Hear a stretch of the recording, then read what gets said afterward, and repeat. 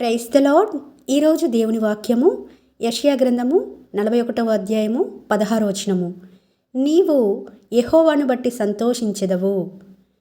ఈ మాటలు ఎవరిని ఉద్దేశించి పలుకుతున్నాడని చూస్తే ఇశ్రాయేలీల గురించి మాట్లాడుతున్నాడు. అంటే దేవుని ఎరిగిన ప్రతి బిడ్డతో దేవుడు మాట్లాడుతున్నాడు. దేవుని బట్టి సంతోషిస్తారు మీరు. ఈ లోకంలో ఉన్నవారు వాళ్ళకున్న ఆస్తిపాస్తులను బట్టి, లేకపోతే పలుకుబడిని బట్టి, పేరు ప్రఖ్యాతలను బట్టి, వారికి ఉన్న అందచందాలను బట్టి, వీటన్నిటిని బట్టి సంతోషిస్తారేమో. కానీ దేవుని బిడ్డగా నువ్వు నన్ను బట్టే సంతోషిస్తావు అని దేవుడు ఈ రోజున ఈ వాక్యం ద్వారా స్పష్టంగా మాట్లాడుతున్నాడు. చూడండి, ఇక్కడ యెషయా గ్రంథం 65వ అధ్యాయం 13వ వచనంలో చూస్తే, నా సేవకులు సంతోషించెదరు కానీ మీరు సిగ్గుపడెదరని ఉంటుంది. అంటే తన సేవకులు మాత్రమే సంతోషిస్తారు. తన సేవలో సంతోషం ఉందండి.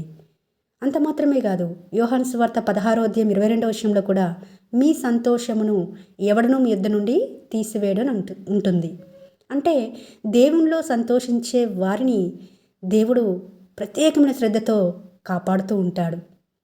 వారికి ఎలాంటి ఇబ్బంది లేకుండా, ఎవరి వలన కూడా ఇబ్బంది కలగకుండా, ఆటంకం కలగకుండా వారి సంతోషాన్ని పరిపూర్ణం చేస్తూ ఉంటాడు.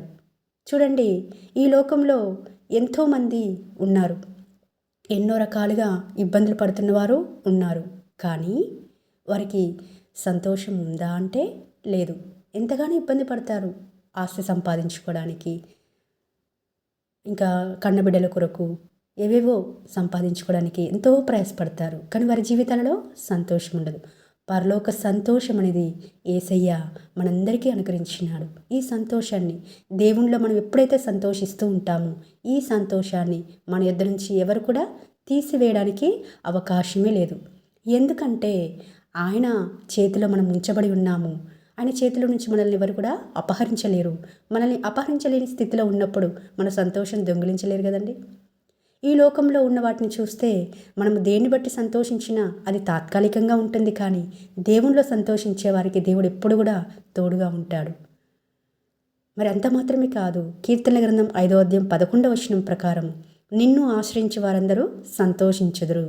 ఎవరైతే ఆపదలు గుండా వెళ్తున్నప్పుడు, ఇబ్బందులు గుండా వెళ్తున్నప్పుడు, శ్రమల గుండా వెళ్తున్నప్పుడు, చెప్పుకోలేని బాధల గుండా వెళ్తున్నప్పుడు దేవుణ్ణి ఆశ్రయిస్తారో వారిని మాత్రమే దేవుడు సంతోషంగా ఉంచడానికి ఇష్టపడతాడని ప్రభు ఈ దినమున నీవు యెహోవాను బట్టి సంతోషించెదవు అనే ఈ వాక్యం ద్వారా మనందరినీ బలపరచబడిన వారమై ఈ వాక్యంను మన జీవితాలలో స్వతంత్రించుకోవాలని కోరుకుంటూ మీ సహోదరి ఎలిజబెత్ రాణి.